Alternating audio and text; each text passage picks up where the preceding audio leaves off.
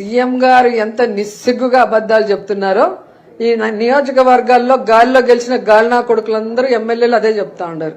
అన్ని ఇచ్చేసినాం, ప్రజలు హ్యాపీగా ఉండారు, పని లేకుండా వైఎస్ఆర్సీపీ వాళ్ళు మాట్లాడుతున్నారని. సీఎం గారు ఎంత రైట్, ఇది గాలినా కొడుకులు. నెక్స్ట్ రోజా గారు అయితే పాతాళంలో ఎవరు పడ్డారండి? తొక్కితే పాతాళంలో ఎవరు పడ్డారు? ఎందుకు ఈ వెధవ మాటలు? వెధవల గురించి అదే చెప్తున్నా, వెధవల గురించి వెధవ మాటలు ఎందుకు సార్? తొక్కితే అదపదలే. ఏ రోజారెడ్డి మహిళలు ఇప్పుడే గుర్తొచ్చిందా? ఆమె ఏమంది? రేపు జరుగుతుంటే ఏంటి 2 రేపులకే ఏడుస్తారా? 2 రేపులకే గోల పెడతారా?